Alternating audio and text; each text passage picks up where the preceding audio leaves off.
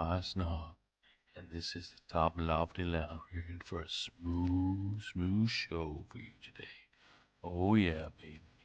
In the 20, 19, 18, 17, 16, 15, baby. Yeah, here we go. In 11, 10, 9. Oh yeah, baby. Here we come. 5, 4, 3, 2, 1. Let's go. Hello, everyone. Welcome to the Top Lofty Lounge, episode 33, Conversations for the Elevated. Welcome to all my fellow snobs. This week on the lounge, we're going to talk about, it's going to be our first episode in an ongoing series about Babylon 5. We're going to go through each episode and we're going to talk about them kind of like you do at used to do at the water cooler afterwards, after a TV show. We just sit around. We encourage you in the chat to talk as well. We have some guests who are also watchers of the show. We're going to bring them in a few minutes here after we get going. But before we do that, let me introduce my co-host. He is the Londo to my Gakar. It's Cam. Say hello, Cam. Good evening, everyone. Babylon 5 fans, welcome.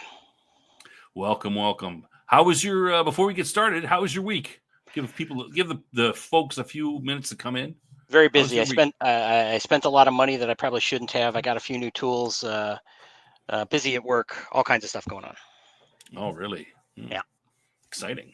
Yeah. All right. Well, let's, we're not going to waste a lot of time. Let's get right into it. But before we do, let's do a little bit of administration points. So some of you might be new to the show. If you are new, please sub to the channel.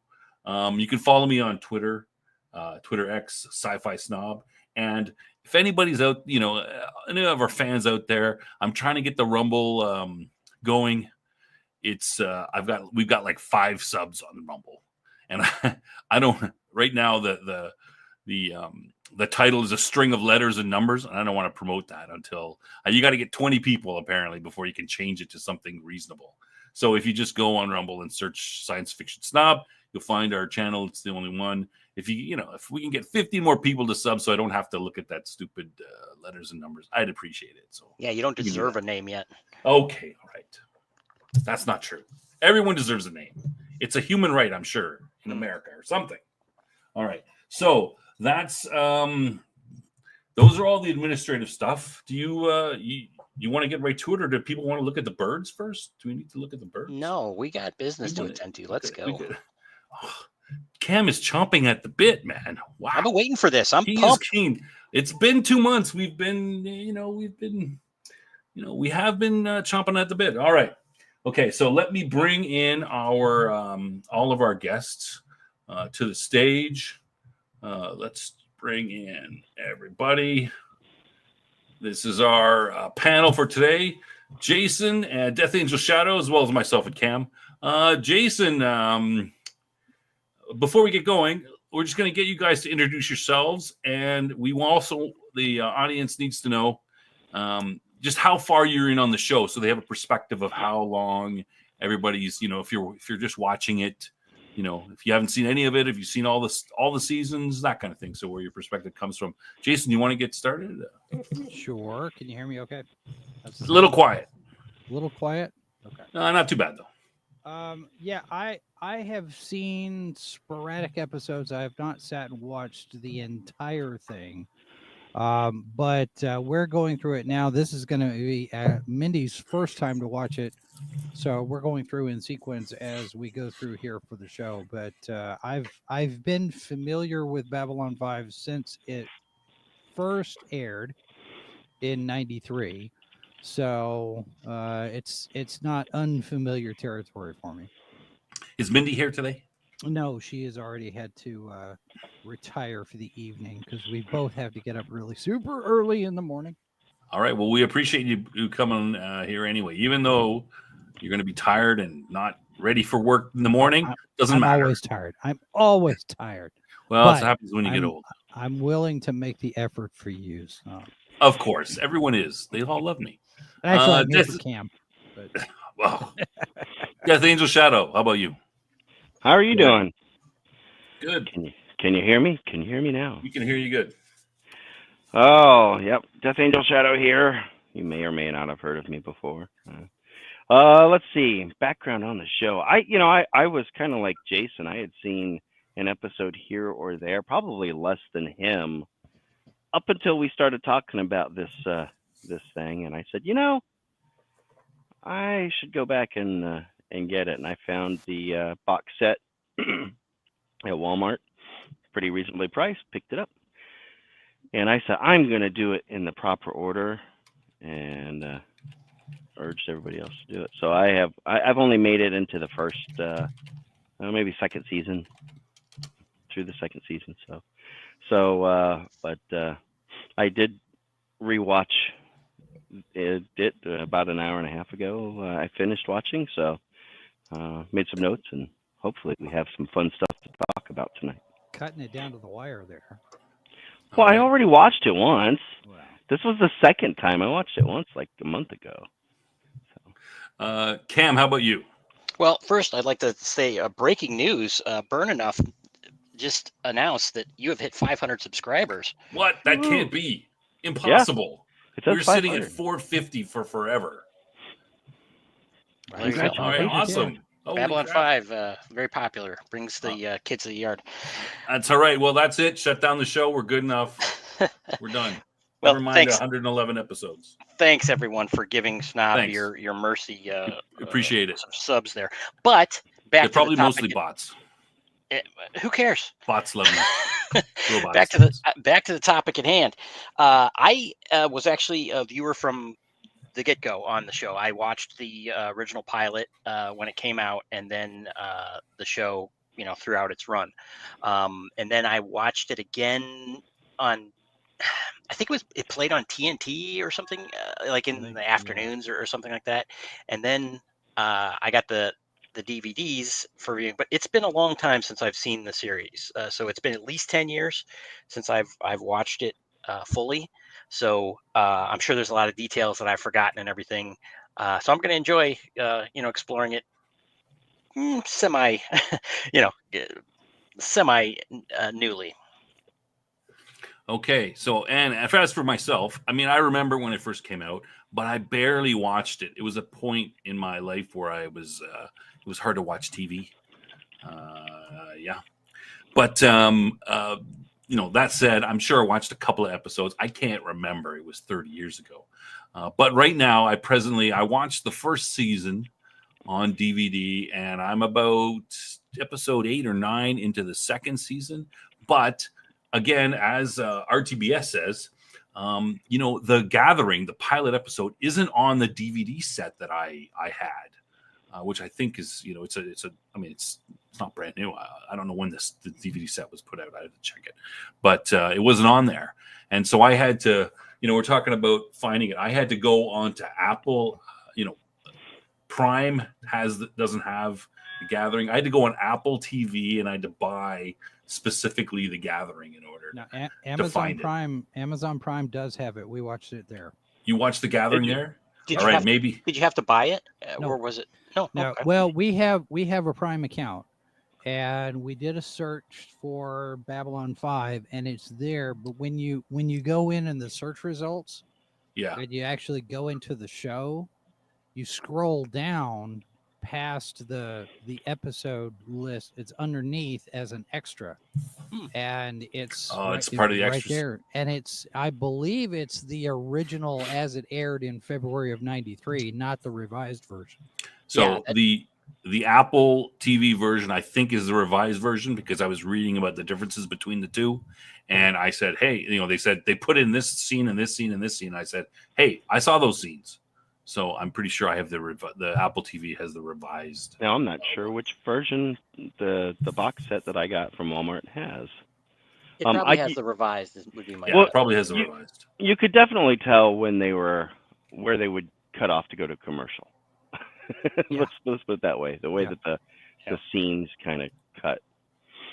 Well, we can talk about that when we get to things, but let's just go. sorry, one other note. Dave mentions in that it's also on Tubi. So if people, and we're mentioning this because we want people to watch along and come in every week and be able to participate in the chat and everything. I couldn't find it on Tubi, but that might be a Canadian thing. I searched there. Yeah. So before we get started, I just want to go over the rules of the show, how we're going to talk about the show. It's not a big deal. Not a big deal. It's fine. So we kind of conceive this as a water cooler show. So it's kind of like, you're supposed to go and watch the show beforehand, and then you come here, and then we talk about it around the water cooler. So, can we spoil what happened in the episode? Of course we can. Yes. The only thing we want to do is we want to minimize any spoilers from people who have seen further ahead. So, Cam, who's our resident expert, might say something like, a character might do something and he might say, hey, that's important. You're going to see something about that later.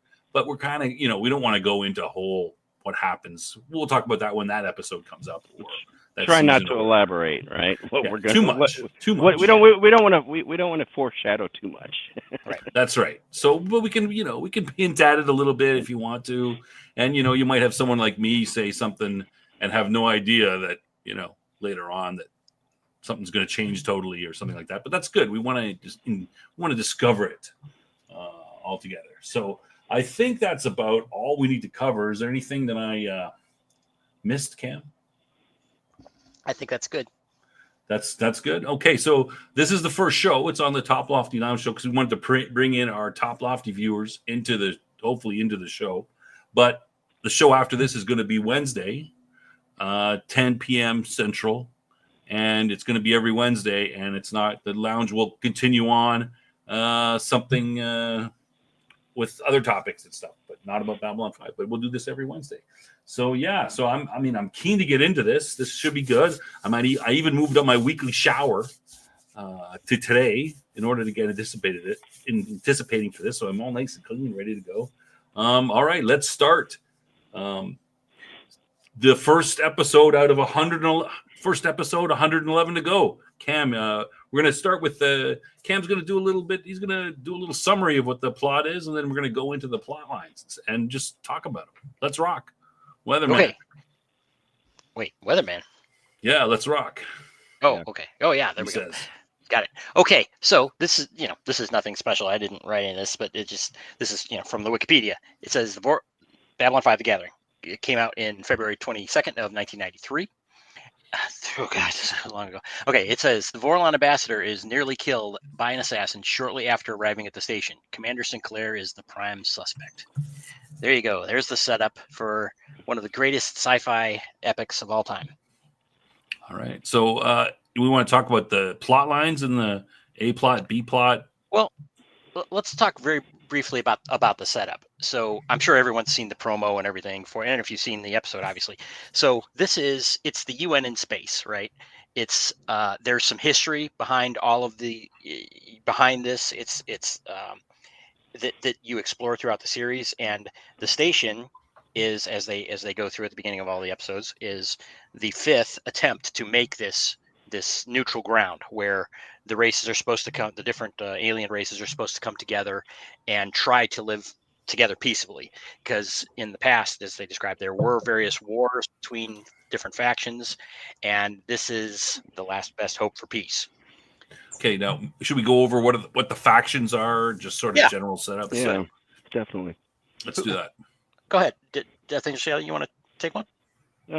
Sure. So we want to talk about the different. Pick your races. favorite. Pick your favorite. Oh man, Okay, stop. Jason, you do it. You want to go through all of them or just just pick your favorite. Pick your favorite.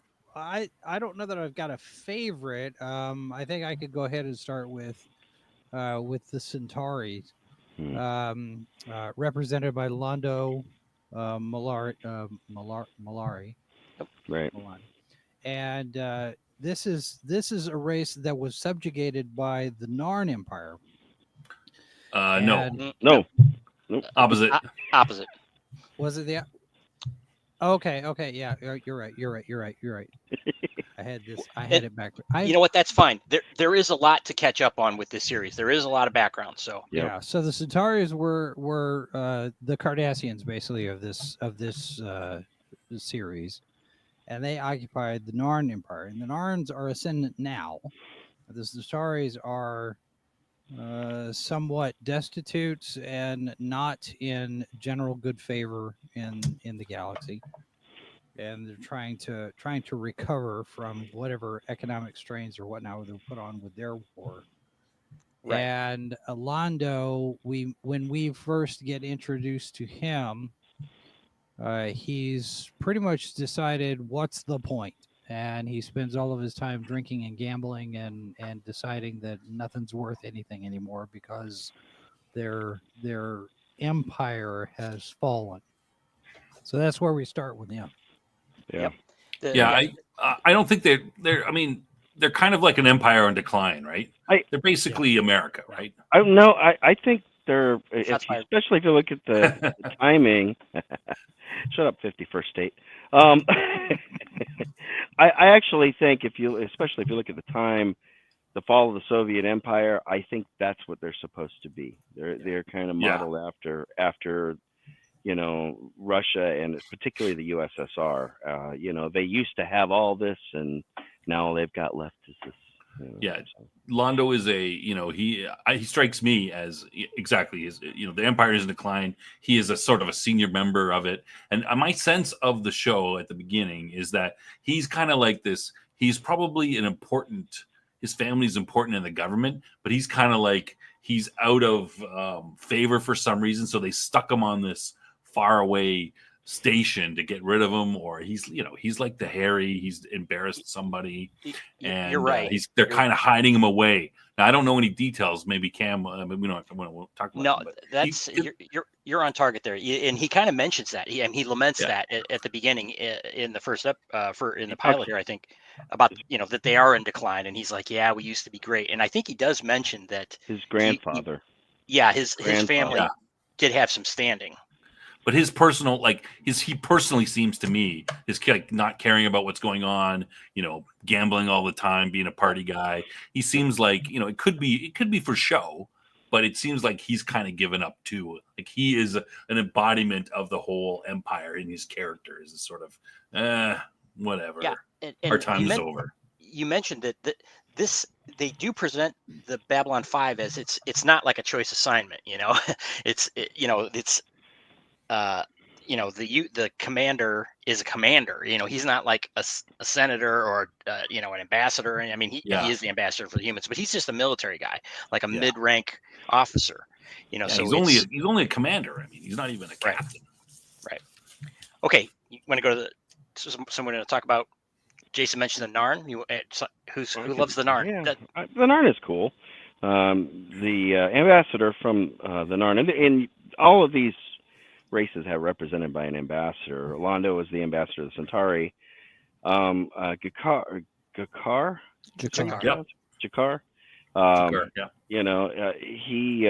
He's one of them that noted that the Narn were slaves of the Centauri at one point in time. He's very duplicitous, for sure. I think that's putting it maybe mildly. He's always plotting something. He's always got something trying to go on there. He's definitely out for whatever he can get for him. As is Londo too. Londo's out for whatever he can get, but I think Londo's more outgoing about it.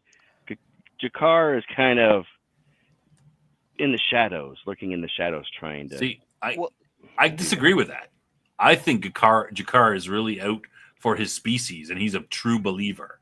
And his species are on the ascendancy. Yeah, he's willing to sacrifice himself. I think, in order for his species. He's he's keen. He's in there. They're on the ascent. No. Jakar is not willing to sacrifice himself for anything. Oh no. He's number one. No, he is duplicitous. He is willing to do whatever it takes for his people, for his empire. Yes, but not at the cost of his own personal safety, reputation, well-being. I think he's probably not as worried about his reputation so much because everybody already assumes that he's a crook. You know, we already know that you're a liar. We just have to figure out what part of what you're telling us is the lie. So that's his starting point. Yeah, there is. Jakar, again, from the basis of the pilot, is very aggressive. He is much more active.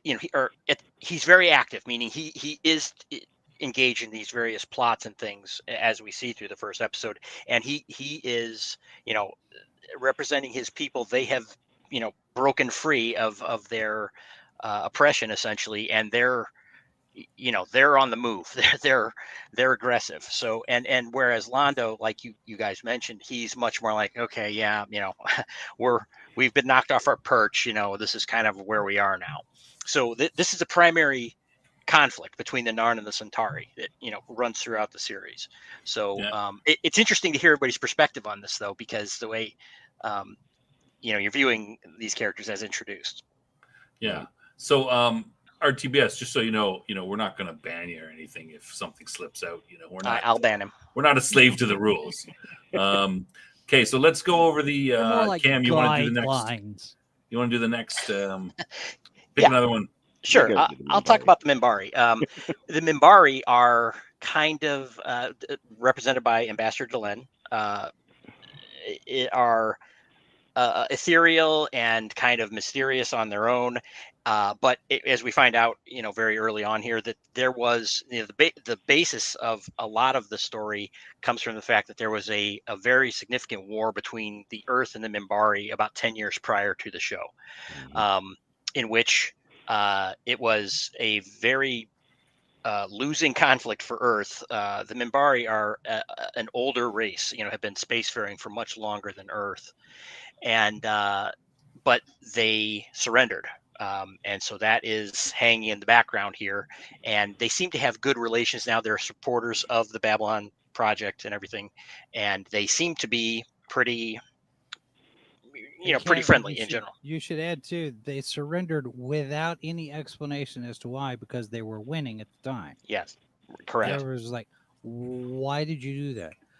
If for those who need an analog, the Minbari, I guess, would you say, Cam, would you say the Minbari are more like Vulcans? Or would they be the Vulcan analog in this? That's a fair. I would say maybe Vulcans combined with their twins, their brothers from the other planet, the Romulans. I think they kind of have both sides. We'll find out that there are different factions in the Minbari society. We'll find out very quickly.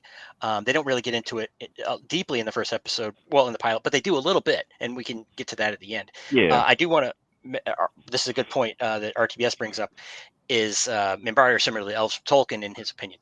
There have been many comparisons between Babyon5 and Tolkien that, whether you want to call them accusations or whatever, that Straczynski pulled a lot of inspiration from Tolkien. And I think that is a valid claim, and it will be really fun to explore that as we go through our series here. I hadn't heard that before.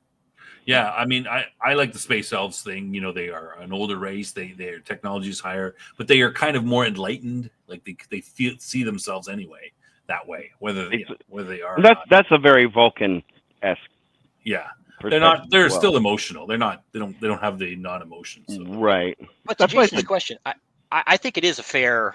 If you want to draw a comparison to Star Trek, that wouldn't be far off.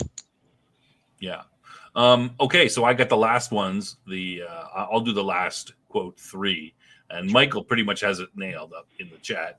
Yeah. So the Vorlons, they're mystery. We don't know nothing about them. No one's seen them. Everyone who's seen them have died. The ambassador wears this weird ass suit that no one can see, and nobody knows anything about them. There's a good quote. Sinclair and the ambassador of the Minbari, Delenn, are talking, and she says to him, you know, do you know anything about the Membari? Do you have any files on the Membari? And he goes, yeah, we got lots of files, tons and tons of files, large files. They're all empty though. So that's kind of sums up the Vorlon. But as Michael mentioned, there's also the League of Non-Aligned Worlds, which you see later, is a 6 faction. It's kind of a bunch of minor races. They're kind of all collected. You see a bunch of different aliens. And then, of course, we have the humans. And you do see those minor races.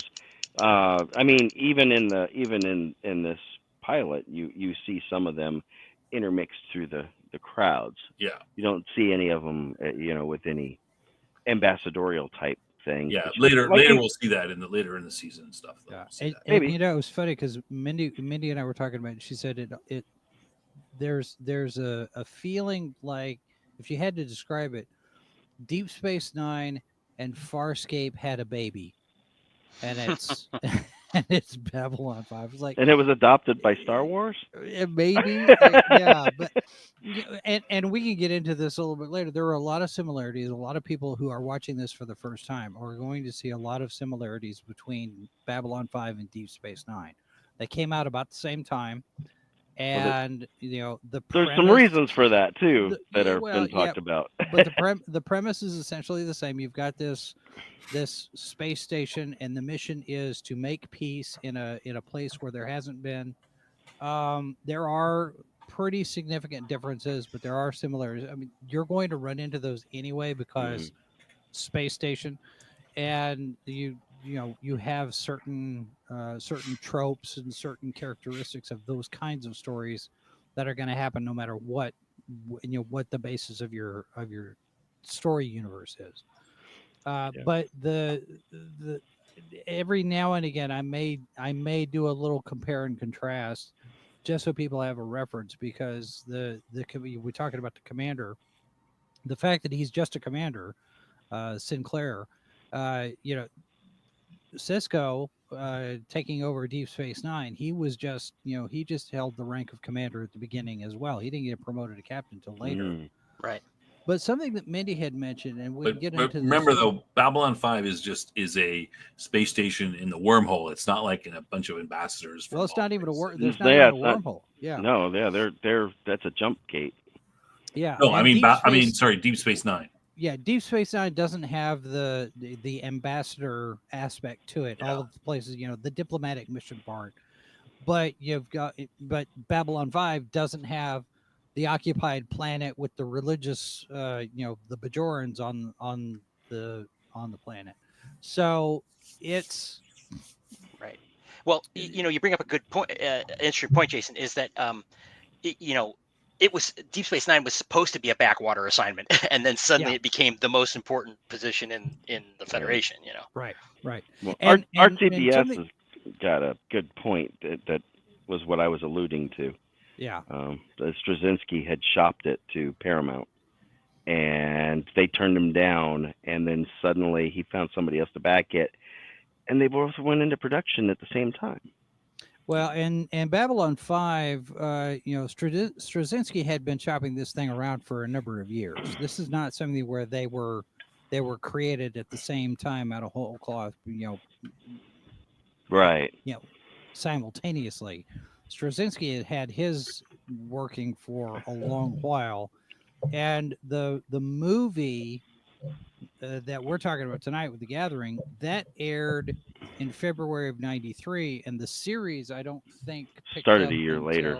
Yeah, '94. Yeah. So January of '94. There was a lot of back and forth there, and Deep Space Nine was 90. It came out before 93, I think, wasn't it?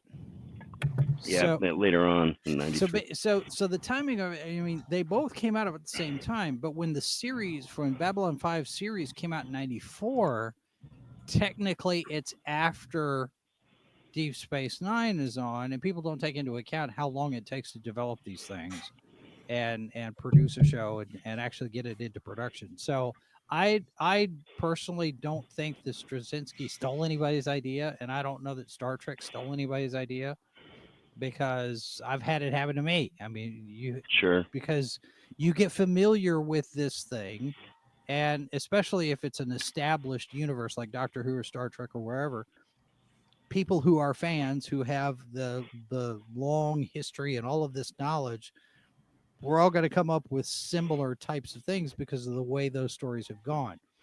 Right. Peter David has been in the chatter online for a couple of days now because he's in some dire financial and medical circumstances. He's a brilliant writer. He's written for DC and Marvel. He's written Star Trek novels. He's written all sorts of different things. And it's he did a book called Imzadi, which is a Star Trek Next Generation novel where older Riker uses the Guardian of Forever to go back and save Troy from being assassinated. And when that book came out, I had been working on a story where Data uses the Guardian of Forever to go back and rescue Tasha Yar before she could get killed in the Romulan prison camp. I was like, I can't do it now. So this kind of stuff happens all the time where somebody will have an idea and somebody else will have an idea. That's why writers and producers have this rule that they can't read anything that's unsolicited. If I didn't ask you to send me a script, I can't touch it because they don't want to get sued for plagiarism. Yeah. And from I love both Deep Space Nine and Babylon 5. This is one of those things. It's like Star Wars and Star Trek. There's no need for conflict in any of that. They're both great shows. And they're different enough. I mean, very different in the end. Very, very, very different. So, Yeah. So but I could see that. I could see where the accusations, and usually the accusations were Paramount stole the concept. So, just for anybody, JMS is J. Michael Straczynski in the chat. He's the guy. He's the producer of the show. You see his Creator name and primary writer. Yeah. Yeah. So he's the big cheese. So Yeah. Yeah. So right now, I just want to go over. I'm going to go over real quick the whole storyline of the episode, and then we can start digging into it and talking about it. And that's the kind of place I want to focus on as going through. So the meat, yeah. So we've been introduced to some of these characters. The big thing is that the Vorlons are finally coming, and the Vorlon ambassador is supposed to be there. He calls them up and he says he's going to be there in 2 days, and then next thing you know, he arrives. He's getting off his ship. He's walking into this area, and it's all closed off. Cameras are all down by the Vorlon's request. The cameras are all down. Yeah, no. Sinclair is supposed to meet him, but all of a sudden he's in the transport tube and he gets delayed. There's a power outage, and then during that time, he says, "Oh, sorry, I'm late." Shows up, and then someone has assassinated or tried to assassinate the Vorlon ambassador. They find him lying on the ground. So the rest of the show is to try to find out. They find his suit laying on the ground because again, remember, we don't see him. No, ever. And we assume he's in the suit. Right. Yeah. So he's taken. The Vorlons don't want them to do anything, but the doctor basically decides, hey, we're going to try to save this guy. And so they all decide they're going to try to save him. They opening up his suit. They're looking in, even though they're not supposed to. They find out that they think he's been poisoned. This is important right now. Sorry to interject, but the doctor only is going to be looking in, and he is restricted by doctor-patient confidentiality. So that's how they kind of sidestep this whole issue. Yeah, even they though rationalize it. They rationalize it. Yeah, I just want to, we can bring up. I'm just trying to go through the whole, the details of the, real quick. You're doing great. Then we can. We're not. We're working on the things. So yeah, so they go in. And they figure he's been poisoned, but they don't know the details of how he's been poisoned. So they send in the Earth telepath, and she goes. We haven't introduced them yet. No, we haven't talked about her. So Lila, and she goes in to touch him and hopefully go through his and see what happens. And then we go through we see from the Vorlon's mind that Commander Sinclair came up to him and apparently touched him somehow. I don't know how he gets through the sea. But he's been poisoned. He's got some sort of patch on his arm, on his hand that's poisoned him, and Sinclair did it. So of course she goes, Sinclair did it, and then that starts a big thing. And then the security chief Garibaldi is going through trying to figure out who assassinated him. But there's of course fingers being pointed at Sinclair, and eventually they go through and they find out that we'll talk about that, but I'll just go through everything real quick. They found that somebody has got an illegal piece of technology. Do they call it a chameleon suit or a chameleon? No, Chameleon it net. is called a changeling net. Changeling net. That's right. Yes, Okay. I wrote it down. And so There you go. that's been that person has been going around. They've found there's at least 2 other people that they found murdered on the station during this time, and one of them being a guy that they think might be involved, that Garibaldi thinks might be involved. They find him finding him murdered, and in the end, it is they go through, they capture, they're big firefight at the end. They shoot up the guy, they capture him, and he turns out to be a Mumbari that then blows himself up. So that's real quick and dirty, but let's get into the end.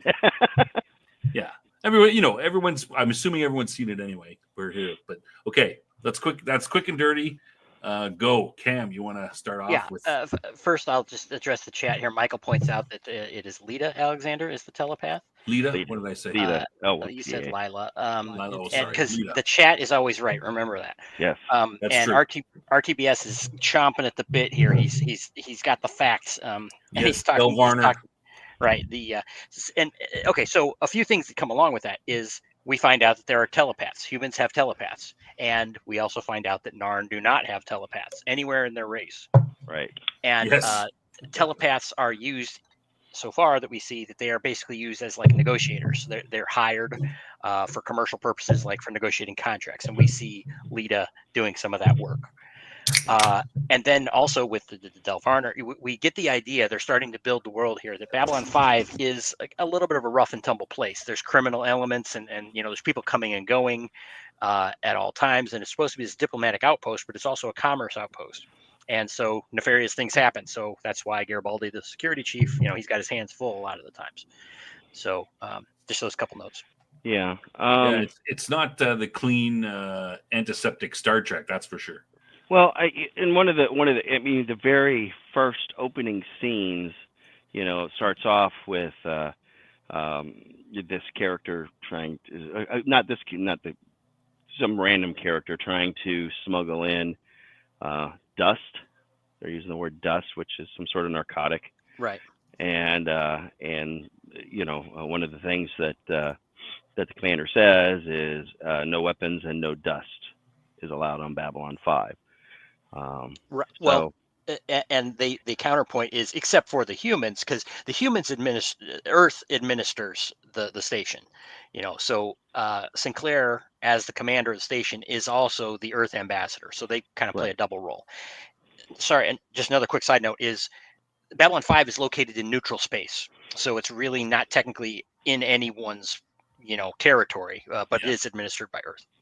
Yeah, and which one other thing I wanted to mention as well. We were talking earlier about the different versions of Babylon 5, and the 1998 special edition that was released, which is the one I believe I saw. It mentions that Sinclair deals with a hostage situation into customs involving dust, and that is a scene which was cut out in the original. So if you saw that scene, then you were watching the special. Oh, okay. Yep. So that's really talking about the dust was There's a couple other scenes too, but I'm just using because we're talking about it. So that probably would have been the one that aired when they brought the show to TNT. Yes, it was a TNT special edition. Yeah. Now one of the So things sorry, go ahead. I was going to say that somebody that David brought up is on my list here.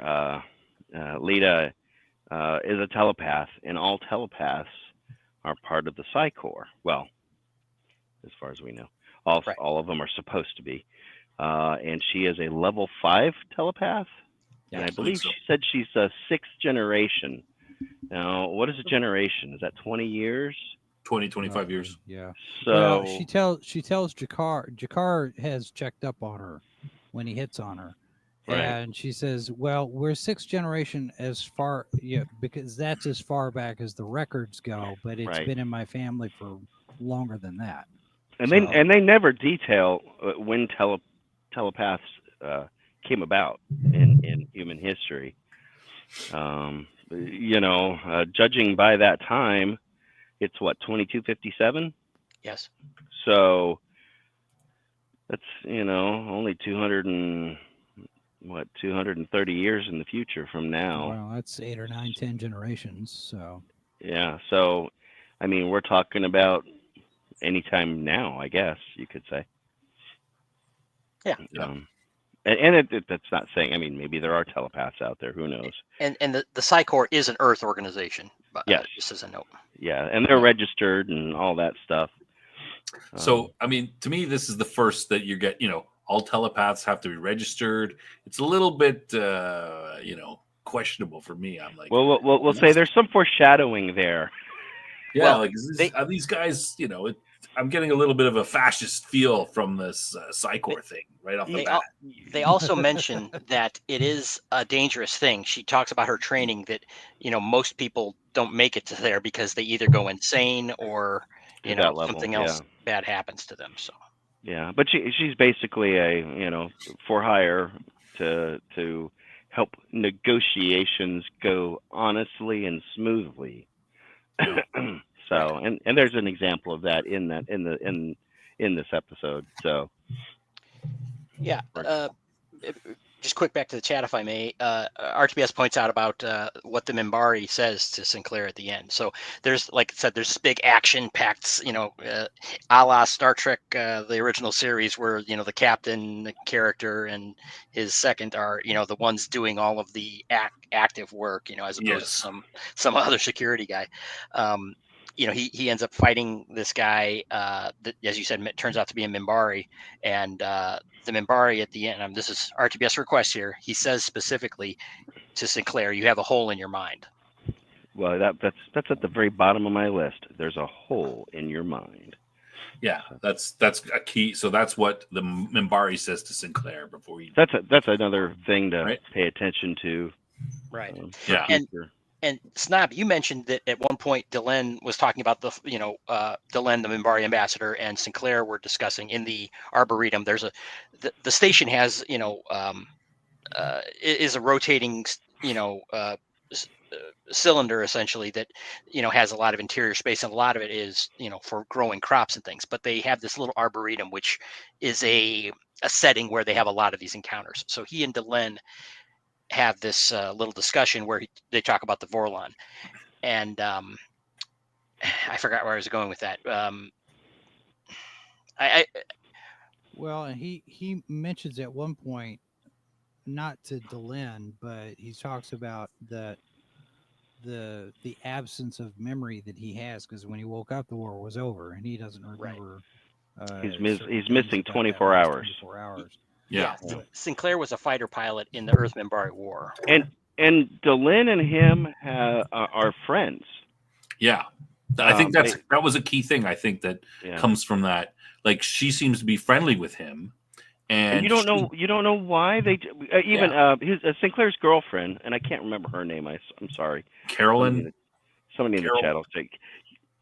But she even confronts Delenn about it, and says, you're friends. You guys are friends. How could you? Because when Sinclair is brought up, of course, the council convenes and they have this. They all take a vote, and that's pushed by Jakar, the Narn. He's pushing for Sinclair because Sinclair's girlfriend had been off in a particular sector where that that particular poison is known to originate from. Antares, I think it is. Yeah. I want to mention him. Yeah, I want to mention two things. Well, first of all, it's kind of interesting, the whole Minbari. Delenn seems, like you said, friendly with Sinclair. And she actually gives him files. She says, "I'm going to give you all these files. These are all my files. These are all our files that we have on the Vorlon." They gives it to him. Like, that seems from the sky. that seems strange, and so I want you guys to comment on that, and plus also want to comment about like let's talk a little bit about Jakar's character and what it says, the setup from the that he does to try to get Sinclair sent over to the Vorlons, sent back to the Vorlon. Well, Jakar goes to Londo and wants to discuss something, and they don't show what he discussed with him, but they mention it later on, which goes to back towards Londo's grandfather had committed essentially war crimes against the Narn, and there was records of it on Narn, or in the Narn Empire, that specifically spotlighted that. And Londo, people in the Centauri worlds don't know this apparently, but he does. And if it was to ever get out, it could affect his standing, back in Centauri space. So. Yeah, and we also find out that the Centauri are kind of big on family, and at least their family's reputation, that sort of thing, right? Yeah. No one would care if my grandfather did something. Right, but this, it would taint his whole house. Yeah. That's almost kind of some aspects of Dune there. Yeah, the house aspect. That. Yeah. But okay, yeah, good. What about Jakar's, his character and that sort of thing? Well, that's where his duplicity is because he goes to Londo and basically kind of strong arms him, or blackmails him, I guess would be more appropriate, into with that particular information to get him to vote in the way he wants. But unknown to Londo, and of course, Ursa's going to vote no. What they're trying to do is they want to send Jeffrey Sinclair over to the Vorlons' homeworld so he can be tried there, with all the evidence and everything, of course, so it could be. And it's kind of hinted that, it wouldn't be good to be tried by the Vorlons. Right. They don't seem to talk about it. They all just seem to sort of look at each other and go, yeah, Mm-hmm. I guess it's kind of like, I guess, maybe a Klingon court where you're basically...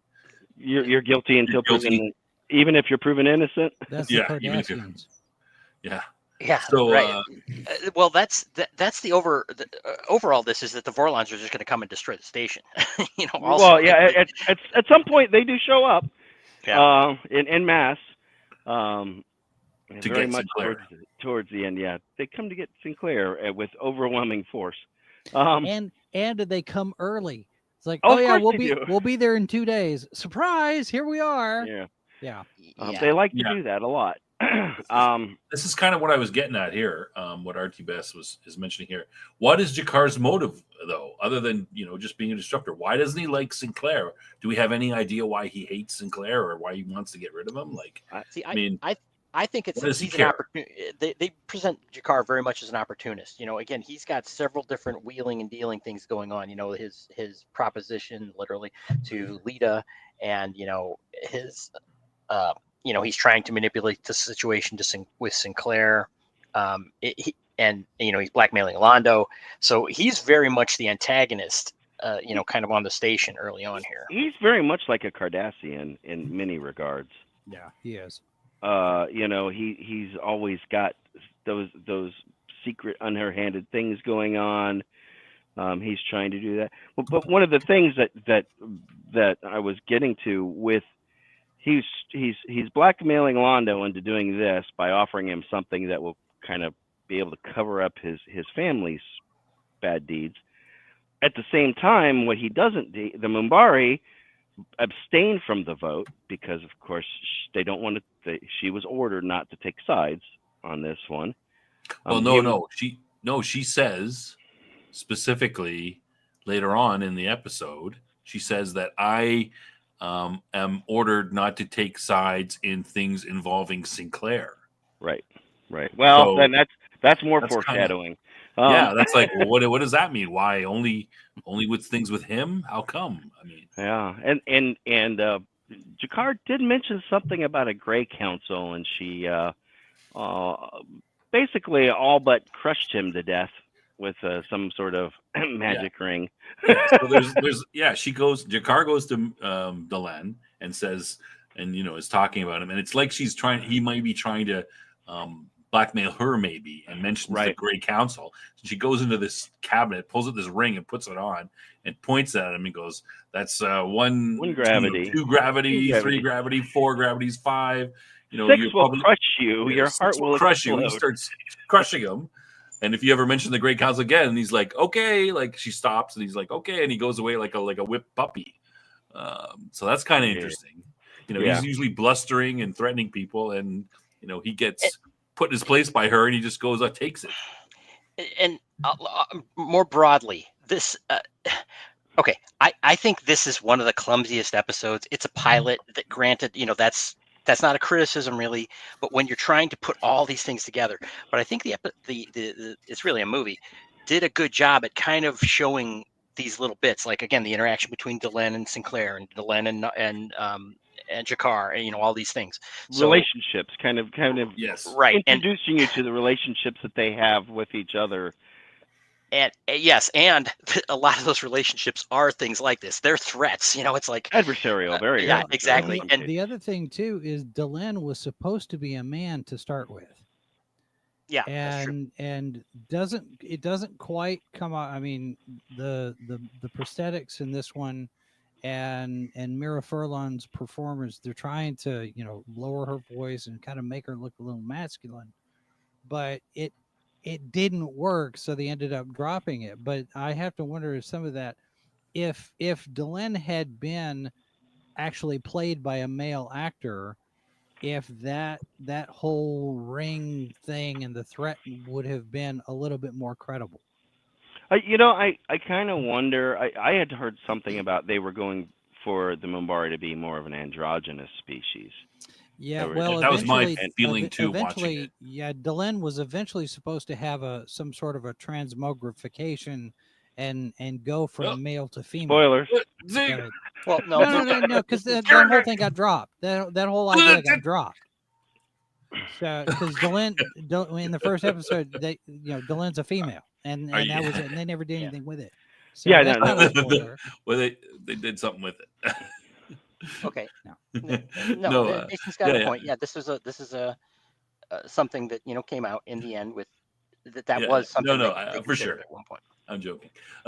Archie Best, we're not gonna ban anybody. No, we're not. If wrong or RTBS, no one's gonna get banned.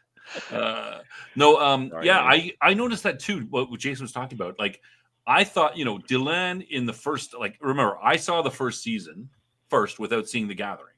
And I'm like, okay, Delenn, she's obviously a female, and I guess she's good looking for Mumbari. She's not ugly. But then in The Gathering, I see her and I go, what's wrong with her face? Is that the same actor?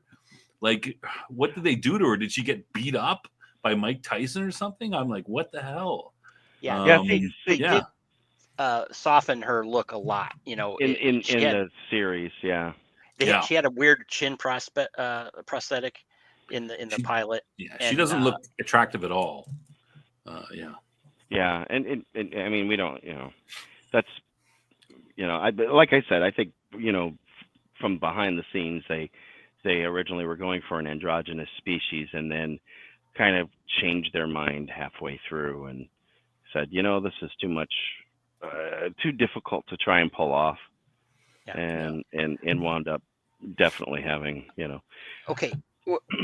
I wanted to mention something else about, we're talking about the different characters and setting them up. There's a scene at the beginning with Jakar where he gets mad at Takashima, who's the basically the Station 2 IC, second in command, and Lieutenant Commander, and he wants the supply ship to come in, and they're like, no, he's got to be searched for weapons. He's like, no, I don't want to search it for weapons.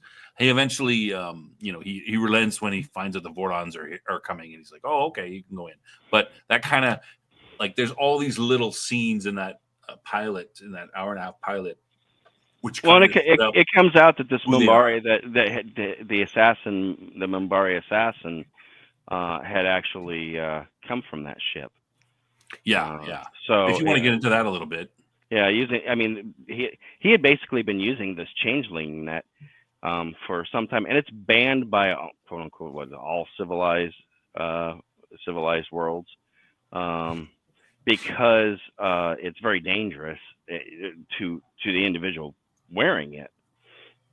So you know, it they were basically the only way they could pass as a Mubare on board a Narn ship is by using this particular thing, and then they Yeah. So I didn't go into like my very quick summary. I didn't go into that, but so let me mention. I'll mention it real quick.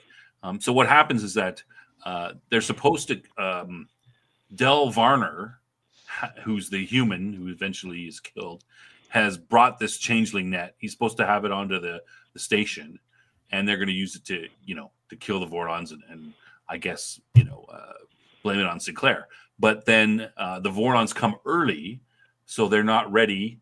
They haven't got the thing yet, and they can't have a Mambari assassin leave a Narn ship. So they send some little it's basically a small spaceship about the size of a coffin. It sort of burns a hole into the ship or gets into the ship, and the assassin gets in that way, meets up with Varn. We don't see this, but assuming meets up with Varn, gets the changing net, kills him, turns into him, and then starts his whole plan to kill the Vorlon.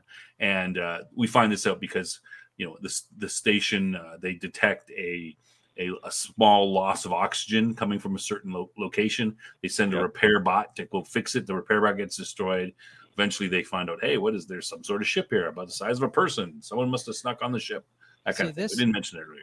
This part of the story is I think what bugs me the most, because it plays out so slowly.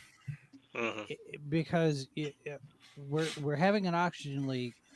In any other show, I would expect this to be like a 5-minute sequence and just done. You have the detection of the oxygen leak. You deploy the tech bots, the little probes to go find it, and then the thing destroys a bot, and we don't come back after the probe is destroyed. We don't come back to this story thread until a good 15-20 minutes later. I was like, there should be an instant reaction to that. Beep beep beep, some kind of an alarm or an alert or something. Hey, our probe just got destroyed. What do you mean? We don't see the signal or something. Yeah, our sensors have detected weapons fire. And there should have been an automatic, immediate response on that. But well, I think there's so many different things that they were trying that he was trying to tackle with this episode. Yeah. I mean, the story itself is the reason I can't get to. The story itself kind of going on is really just the means to introduce you to everybody, to all these different characters and the different relationships. And overall, I think it was done well, considering it could have gone horribly wrong. It could have been a total train wreck. Well, I agree, but I think Jason has a point too that I was watching this again. I haven't watched for a long time. I'm like, oh my God, it really was dragging. It was not the best episode. It didn't pace that well. There was too much in it. There was too much in it it was a lot to chew, but it's not the best episode. So for the other, the people in the chat out there, if this is your first time watching and that's the only thing you watch, it does get much better, and quickly. When you get to the first episode, it's like, oh, this is kind of almost a different thing. I mean, they really it's much more polished first. Right. Well, and some of the actors are a little just like any first season, even. I mean, think about first season of Next Generation. It's kind of wooden at first, and they don't hit their full stride. Although I don't think it takes them long, without going into any spoiler detail, for them to actually hit their stride in this show. Yeah, it's true. Well, you know what, Snob, one little aside I want to mention that for people who might not have seen this or know about it is Straczynski did kind of have it's called Babylon 5, not just for the 5th station, but this was intended to be a 5-season series through, from the beginning. And while people say, oh, it was all detailed exactly out, that's not true. Things changed because of practical reasons and everything. But he did definitely have a framework for the entire series. It wasn't just, oh, well, we're going to start making a show and see where it goes. So that's an important thing to keep in mind when watching the series overall, is there is a plan, that and things do matter. I think that shows in the writing too, to be honest. Yeah, but not only that, he had a plan for the 5 years, but he also had what was called trap doors, and he had these scattered throughout the 5 seasons. He had what he called trap doors for every character. So if something were to happen, then like say suddenly a character's not available, an actor's not available, or some kind of something happens. He had different pieces in the story where he could pivot away from whatever it is he had planned and go in to do something else. So that trapdoor would let him get out of, would let him avoid writing himself into a corner. And now I'm stuck and I don't have any place to go because now I don't have this actor anymore. That was actually kind of genius when you think about it, considering you've got an ensemble cast. I mean, it's not. It's like, who's the star of the show? Who's the star of the show? Well, there isn't one particular star, And I'm not saying everybody is in every episode. But it would be natural to say that Sinclair is the star. But after seeing the whole season, I'm like, well, no, he's the commander. Well, he's not necessarily the lead. Well, Sinclair is the lead character. Michael O'Hare is not the star of the show. Yeah. But Sinclair is the lead character. He's number one on the call sheet. He's probably getting paid more than anybody else because he's got to be in all of the episodes. But you're right, it is an ensemble, and that's anything past the original series of Star Trek, where you had the top 3 and then everybody else. Next Generation even did this, where it was more of it's a group, top 7. But you have your breakout characters. Next Generation became the Picard Data show, and that happens. One of the reasons why Denise Crosby left was because she wasn't getting anything to do. It's an ensemble, but certain characters get more focus depending on audience response. Babylon 5 is going to do the same thing, and the setup is from the Earth perspective. They are the protagonists, generally. Yeah. Okay. Now I want to disagree with you guys a little bit. I was going to ask at the end. We kind of talked about it, but maybe you can, if you want to add to it, what did you think overall of the episode?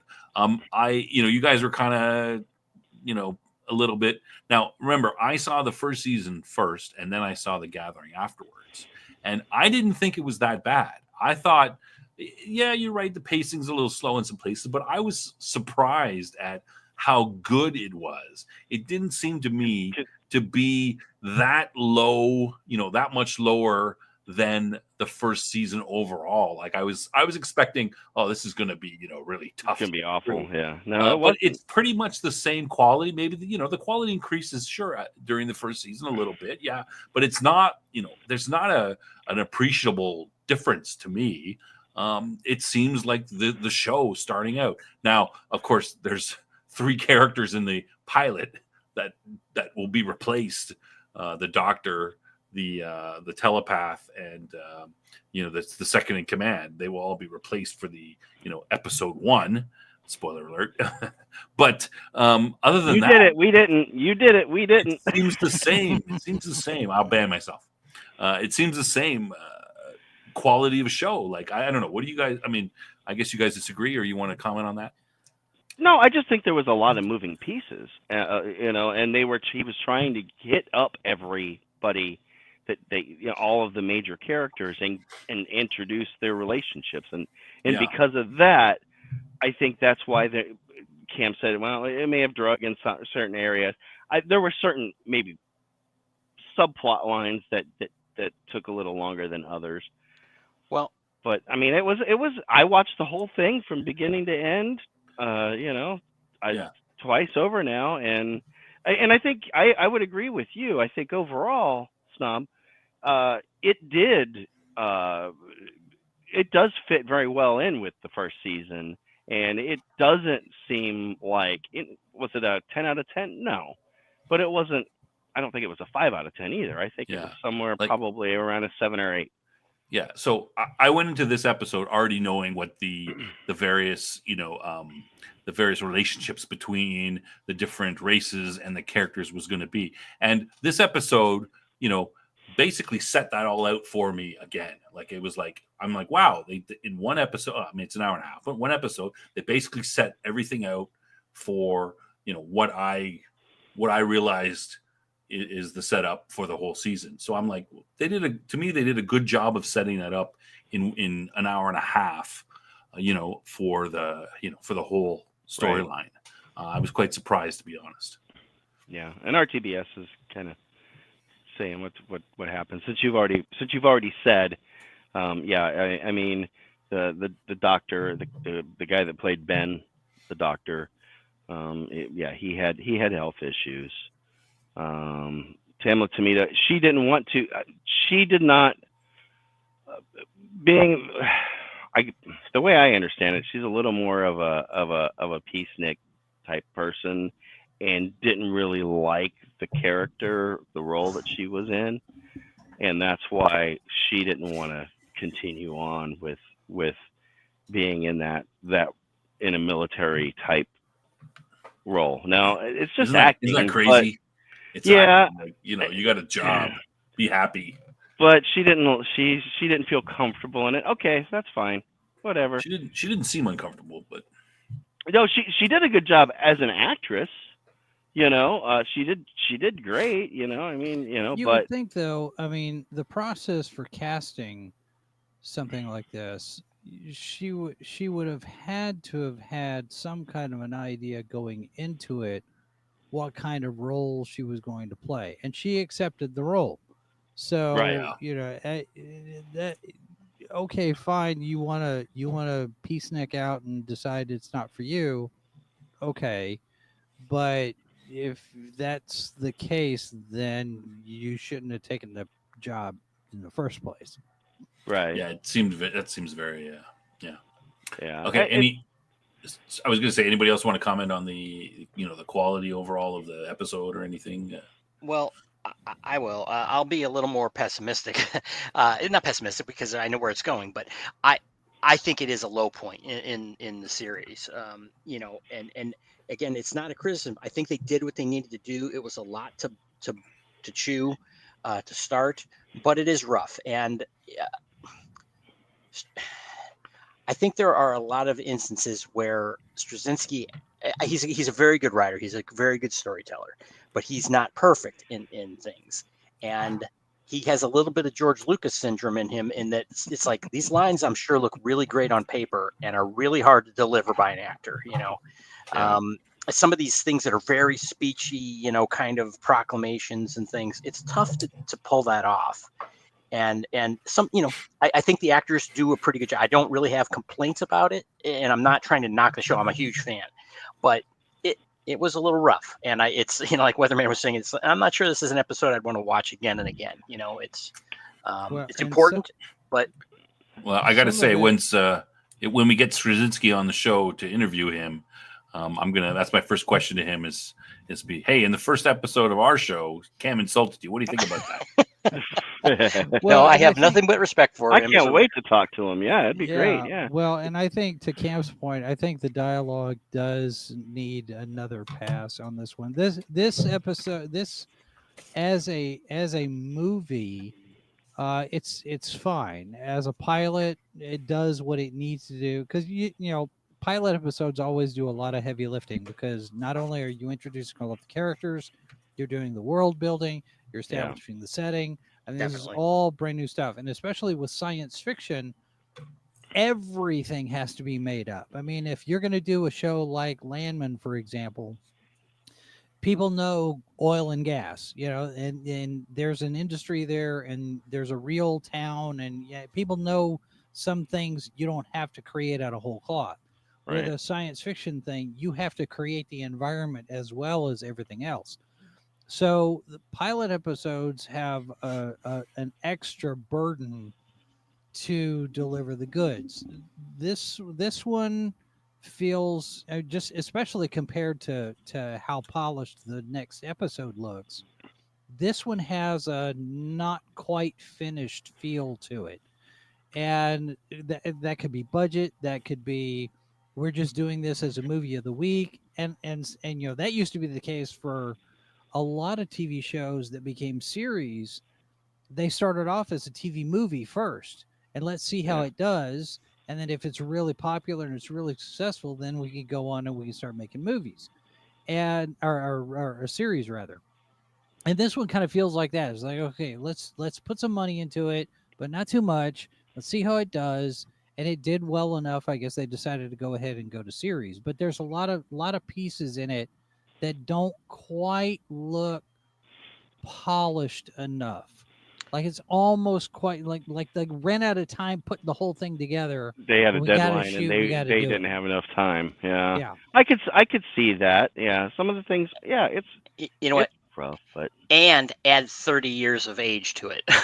Well, that's So true. if you're watching it for the first time now, it's going That's to true. have, even look more, like the RTBS. well, the CGI is Yeah. gonna. That was the one thing that struck me. I'm like, oh wow, yeah, this is See, definitely the thing- 90s, the that's lower the budget thing. CGI. I was watching this and I was like, I don't remember the CG looking like this. And wait, it looks so familiar Because to you me. were watching And it on a high def television. no, it's not that. It's the fact that it was Video Toaster, because we were going through the end of the end credits, and I saw a Video Toaster provided by New Tech, and I was like, oh, that's it. Yeah. I remember because I was working at an ABC affiliate when Video Toaster first came out in '93. Yeah. And it was a game changer. This was considered revolutionary at the Yeah. time because it let you do so many different things with picture in picture and animated moves and all of this Yeah. stuff. It was like, oh wow, we've got all these new bells and whistles, all these new toys to play with. Yeah. And that included 3D animation, CG animation, what's become known as CGI. But at the time it was there's a particular program called Lightwave 3D that came out of Video Toaster. Mhm. It was a tool that was built into the software so you could create 3D models for animating inside Video Toaster, and that element became so popular they spun it off and sold it off by itself.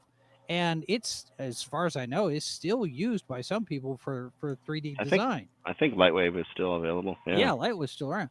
And Video Toaster has evolved into various different things, but that the core piece of that software is still in use.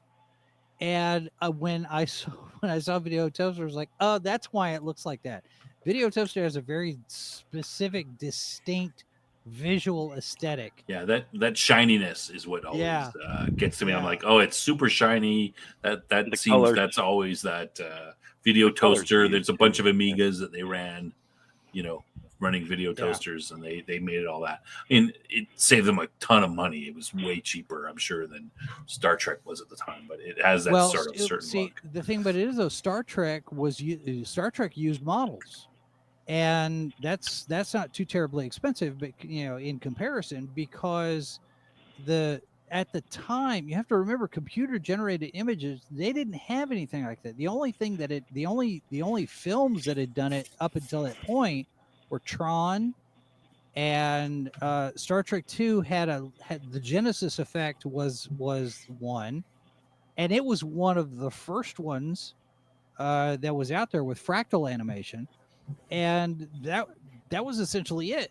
You didn't have all of this stuff, so this was groundbreaking, shall I say, because nobody was doing it. And you had, I mean, when they did Tron, they had to have a Cray computer. Yes, Last Starfighter was the other one. Yeah. They had to have a Cray computer crunching 24 hours a day for the Tron animations.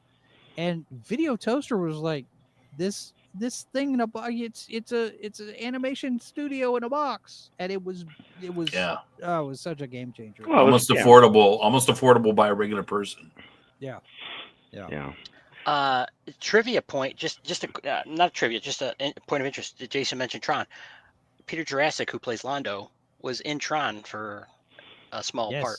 He was Crom, the accounting software. Right. Yep. Yeah. Did we mention about Laurel Takashima being? No, of but course. go ahead. You can now. She was in Karate Kid 2, and also Cobra Kai. She reprised her role as Kamiko. Tamlin Tamita. Yeah. So, yeah. Well, even though she didn't want to be in the regular series. She was also does in have other Joy Luck credits. Club. She was in Joy Luck Club, and that's saw that. where Mindy had seen her. So she sees Tamlin Tamita in this thing. She can't get past. This is Joy Luck Club somebody, and that almost kind of took her out of the story at one point. Yeah. Oh, I can't wait till later episodes. Yeah. Well, and then the funny thing is, everything we watch, at some point, Mindy is really quick to point out if this person has been on Beverly Hills 90210 or not. And that's a common thing. But it was the Joy Luck Club this time was the one. And yes, Andreas Katsoulis, brilliant actor. He's a very, very, very talented actor. He's the one-armed man in Jakar. He was the one-armed man in Harrison Ford's Fugitive movie. Yes, true. Among other things. I'll chime in with my bit here. Is he was also appeared on Star Trek Next Generation as Commander Tomalak, a Romulan antagonist. Yeah, there's a lot of we're gonna see a lot of it. Yeah, the season goes on. We're gonna see a lot of crossover. We're gonna see a lot of that. Without getting into too detailed. He and Peter Jurassic hit it off so well, as with Londo and Jakar as adversaries, but they became really good friends, and it was at the point where Straczynski would not let them improvise on the show, and they wanted to. But it's like, no, because if you do that, you're going to set up something I have to rewrite and do something afterwards. So no, we're not going to do that. But I think it's funny that the two people that are supposed to hate each other character wise became really good friends in real life. So, and you will see that because that kind of thing happens, right? It happened with Odo and Quark. Because they have so much fun doing it. They had so much fun doing it because Renee Auberjonois and Armin Shimmerin spent so much time in the makeup chair. They're having a ball. They got to be good friends, and that's underneath all of that antagonism between these two characters who are supposed to not like each other. So I think we'll see some of that in some of these characters too, not just Jakar and Londo, but. All right, I think the makeup was pretty good. I mean, like I said, there were some quirky things, like obviously with the Minbari. Delenn, with Delenn especially. But overall, I mean, you definitely got the feel that they were, I mean, I don't know about Londo's hairstyle, but hey, it's his people. I like that. Hey, you like that? Yeah, it's cool. Before I know we're probably trying to wrap here. One wrap. Point I wanted to mention that RTBS brought up was when Sinclair, again, they have another encounter in the Arboretum. Sinclair and Delenn talk at the end, and he mentions about the Minbari that said that he has a hole in his mind, and Delenn tells him, "Oh, that's just an old insult, an old Minbari insult." Yes, but it's not. You can tell by the look on her face that she's like, and he doesn't believe it either. It's an old insult. Yeah, that's what it is. Because he says, we'll talk about this later. Yeah, or something. That's a good point. I'm glad you mentioned that. It's obvious that she's lying, right? Like anyone can tell that. I think it's supposed to be though. I think so too, but that's a good point. I was going to ask final thoughts, gentlemen, on the episode. Anything you wanted to mention that we missed, or I mean, I think they set us up for a lot of things in the future that could happen. There was mention about the Mars colony. I believe wasn't Garibaldi there or something like that, and they talked about, I don't know, I guess they had food riots or something like that on the Mars colony. Like, it's kind of backwater hole. Believe it or not, I guess Elon didn't do his job in that. Let me see. 250 years. Jeez, come on. Yeah, right. I do like that they set up. They say, okay, Babylon 1 through 3 was sabotaged or destroyed and destroyed. Yeah. Babylon 4 disappeared. So that's another. Maybe we'll mystery to find hang out out more. from, Yeah. Maybe we'll find out more. Maybe we will. The alien sector was kind of neat. Not quite sure. I guess all the aliens that don't breathe our kind of atmosphere breathe some other bizarre atmosphere. I don't know. That's kind of not too well explained. Why they have to put on. I do like that they have to do that. It does explain it. Kind of gets away from the some of the stuff that other sci-fi shows have done, where So I wanted to mention that you mentioned that there was a note that I read about that, when they changed the versions. Originally, like it was like, they go through at the beginning, they go through the alien sector, and it's like the aliens are in a zoo. Their doors are all that they're all clear. You can walk by and see all these weird. I mean, it seems very unusual. Yeah. We got these people from this world. We're gonna put them on display like they're in a. So they supposedly it was worse, but they tweaked it in the special edition version because it was a little bit over the top. It did kind of feel like when you look at the original episode, the original pilot for Star Trek, The Cage. It felt a little bit kind of like that too, because there's a lot of transparent walls. And let's show off all the creatures. You can see why they're doing it, but it wasn't necessary. One other thing that I did find kind of interesting, it sounded to me, and I didn't catch it the first time I watched it, but it when I watched it again tonight, the narration of the opening, I was there. It was Londo. It sounded like it was Londo giving that speech. It is. And I'm like, that's Londo. I didn't realize it the first time I watched it, because that was literally the first episode I watched a couple months ago. And I don't think that's the case for the regular series either. No. It's not. So it's not. Yeah. It's kind of a fascinating difference in the intro. But Cam, Jason, Cam. Jason, go ahead. Well, I think it's a good start. It's a good setup, and given the switch in everything, I think you can compare the first episode of Star Trek with the second episode of Star Trek. It looks completely different cast. Everything's more polished. You're going to get the same thing here. This one feels like it's 85% done, right, and the rest of it going out is going to be much different. So anybody that's somewhat disappointed in this, first time viewing, it does get better. But I think also there are elements here that will build into things that I think everybody will enjoy. The longer we go into it, but it's the building blocks are there. The spine of the thing is there. The performances could be better. I had a tough time believing that Sinclair and Delenn were friends.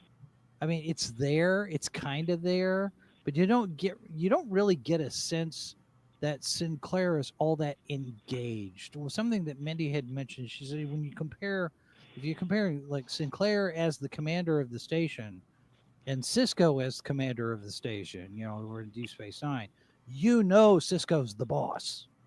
right. Whereas Sinclair comes in and he's just kind of there.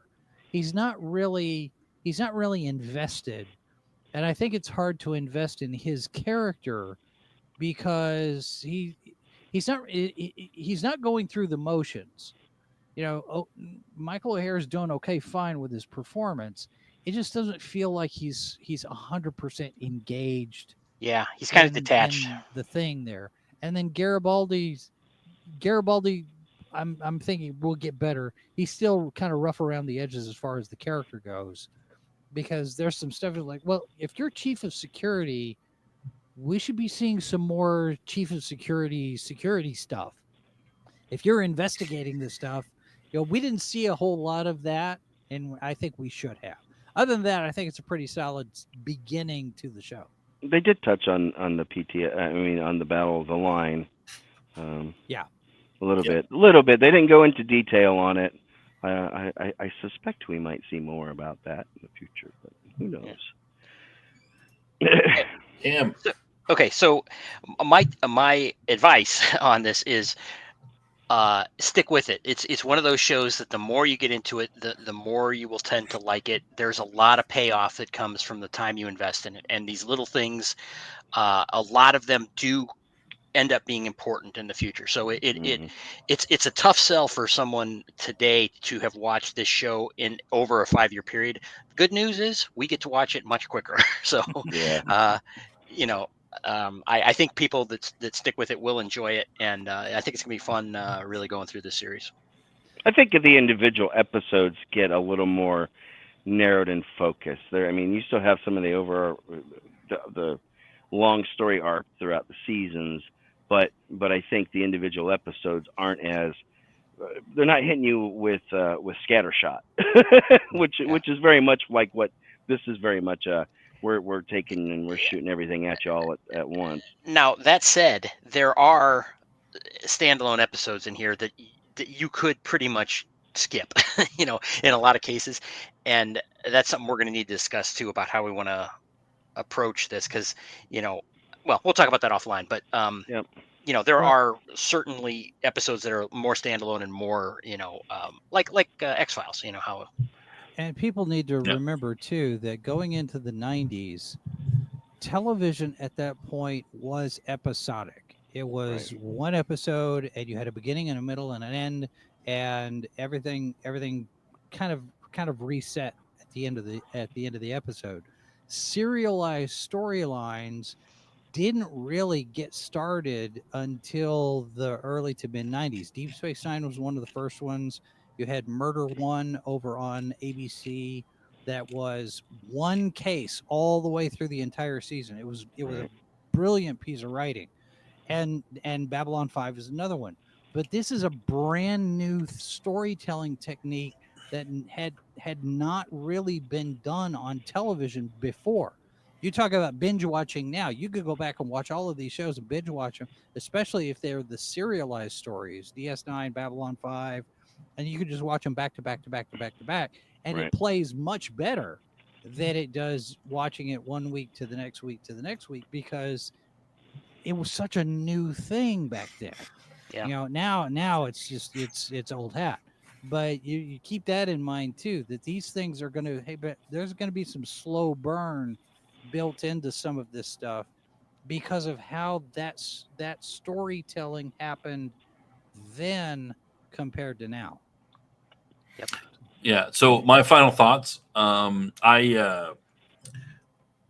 saw the first season first, and then I saw this episode. I was surprised that this episode was as good as it was. I wasn't expecting it to be as good as it was. It laid out like everything I know from the first season about the relationships with all the characters. It was all packed into that first season or that first episode. So I was kind of surprised. I expected to be a little more. I mean, it's a little slow in places. I agree with Jason, but way better than I thought it would be. I thought I would be like rolling my eyes and sort of poking myself to stay awake. So I thought it was pretty good, comparatively. Yeah, I think, like I said, it's. I think they get to when we get into the regular episodes, we'll get to focus more on some of those little nuggets that have been dropped all throughout this pilot, and we'll get to explore them. And I think more focus gets to be played onto those, So yeah. All right. So a little bit of administration stuff before we get to our last bit. So now.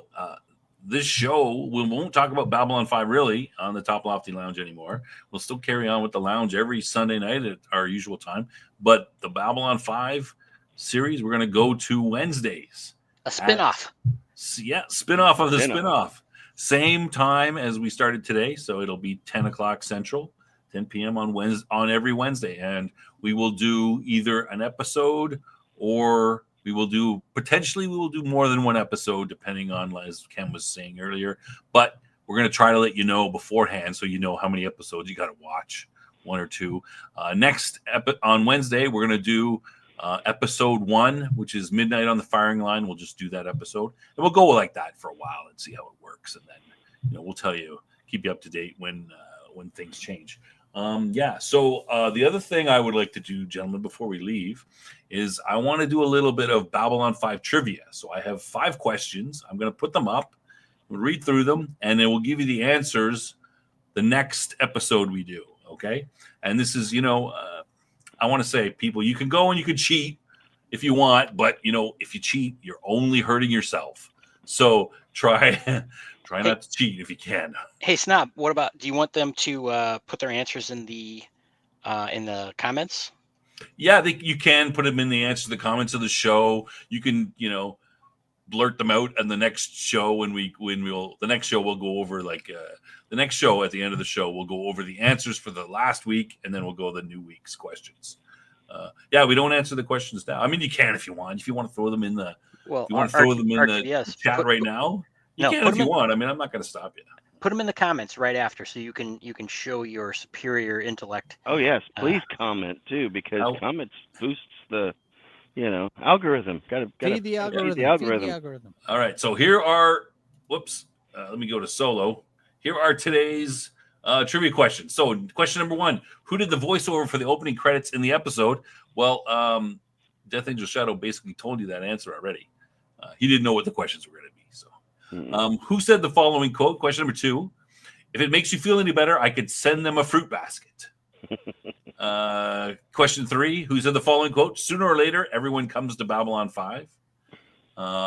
Question 4: who gave Sinclair information on the Vorlon? I kind of gave you that answer too. Yeah, you did. Question 5: we didn't talk about this one. What animal does Londo compare the Centauri Republic to in the episode? And there's one bonus question, which my name is cutting off, but I should be able to read it. Which character only seen in the pilot episode is mentioned again in a 5th season episode? Now, I don't expect everyone to get that one. That's why it's a bonus one. So you can still get 5 out of 5 without knowing that one. But I figured I'd throw it in there because it's kind of. I haven't seen the 5th season yet. Yeah. Oh, 5th episode. Is that 5th episode? No, 5th season. 5th season. Okay, basically, at the end of 2 years from now, when we get to that episode, then we'll. Yeah. So So there you go. There's your questions for next. We'll give you the answers next episode. All right, gentlemen. Is there anything else we need to mention before we go? Should we mention the Discord? Discord, yeah.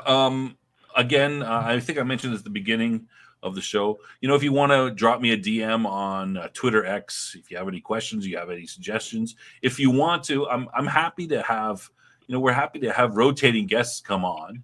So if somebody in the chat who's one of our viewers wants to come on the show and talk about a certain episode, let us know. Say, hey, I really like this episode. Can I come on? The only thing you have to do is, you got to agree to talk. Can't sit there and not talk. You don't have to show your face. You can use an avatar or whatever. That's the only thing is you got to talk. So we're happy to have people in and give their thoughts, but you got to hit us up beforehand so we know. I'll post information on X about what's going on. I've already given the dates and times of the show. So I think that's about. Oh, Discord. Yeah, sorry, Death Angel Shadow. You run Jason's Discord, Sci-Fi for me. Go ahead. You tell us about that. Well, we've got on there. I've got a channel created just for Toplofty, and one of the things in there is a place to discuss Babylon 5. There's a whole thread just on that. So I can't drop a link because I'm not a mod. You can't drop the link? I'm not a mod. Put it in the backstage. It is. It's in the backstage chat. My little thing that I drop on Sci-Fi for me. Yeah, I'm sorry. I gave Cam the power. Okay. I know Cam has But I all the haven't- power. I have I none. haven't given you the power. I think this is it. There. I think is Here we that go. it? That Should be it. Yep. Yeah. Well, Okay. Yeah. So well, that's it. Sorry. Go hold ahead, on. Cam. You have last. On that note, we should thank Jason for hosting us on there, and everyone should go and watch Sci-Fi for Me TV, live from the bunker, usually daily at noon Central. Yeah. Except for this you're week. working tomorrow, right? You're this week. Yeah, I have to work downtown tomorrow. Trade show stuff, but we will be back on Tuesday. I've got author John Amos in. We're going to be talking about his new book called Bones of the Apostle. It's a mystery, archaeological science fiction mystery. So we're going to be talking to him on Tuesday, and then Wednesday I've got a professor from Vancouver. And then on Thursday, assuming that he's around, Cameron Pasha should be back to talk Skeleton Crew. That might change because Cameron had to evacuate because of the fire. So we're still I'm assuming he'll be able to make it, but it might change. So then no show on Friday because I got to work. Yeah, that brings up. We should have everybody in our thoughts about what's going on with those fires. Yeah. It's pretty sad, and politics clearly aside, this has been a disaster for so many people. Yeah. Well, and I've seen descriptions of the square mileage, the actual size of this thing. It's bigger than the footprint of the entire city of Miami, Manhattan Island. I mean, this is just a massive thing. So yeah, there's going to be. Yeah, it looks like somebody dropped a nuclear bomb there. I mean, literally in places. It's a terrible thing. Yeah. Of course, this is on top. There are predictions that they could get an earthquake in the next couple of days. Oh Lord! Big one. And of course, on top of that, now one of the follow-up things that they have with after the fires is the mudslides. When they do get the rain, there's going to be a lot of mudslides. Yeah. So because there's not going to be anything, the trees are gone. Whatever would have, Yeah, they're not going to be out of this for a very long time. Months. Yeah. Yep. That's true. All right. Okay. Any other last minute? I just have one last minute thing. It's the Toplofty Lounge, so we got to have a joke. Where's the jokes? We got to have a joke. So I have one joke for today. That's it, just one. You guys ready? Sure. Mm-hmm. All right. How many Minbari does it take to change a light bulb? You might know the answer to this question. I don't know how many Minbari does it take to change a light bulb. Well, it depends on the factions. None. They always give up before finishing the job. Oh. Now, and I thought that was a joke that was told within one of the episodes. I thought I heard that before, but I don't remember. I think I recall something about Yeah. All right. It So should that's be, if it's not. so, and if anyone doesn't know, that refers to the fact that of course, in the Battle of the Line, they were winning and they just decided to quit and surrender. So So that's the joke. There won't normally be a joke on the show. That's a Toplofty Lounge thing. So yeah. Oh, we can't have jokes. What if I want to write some jokes? Well, maybe we'll see. Maybe we can come up with some Babylon 5 specific stuff. Yeah, maybe we can do that. All right, so that's it for the show. We'll see you all on Wednesday at 10. Thanks for coming out. We appreciate it. Like, subscribe, do all those things, and hopefully we'll catch you on Wednesday. Thanks for everybody who promoted the show. There's some people I don't normally like. Jason did a great job promoting the show, and there's a couple other people on Twitter who were promoting it too. I don't really, I don't know them as well. I don't know them, so I appreciate it. Thank you. Yeah, like, subscribe, all that good stuff. Thanks, everybody. Thanks a lot. And that's it. We'll see you on Wednesday. Good night. Right.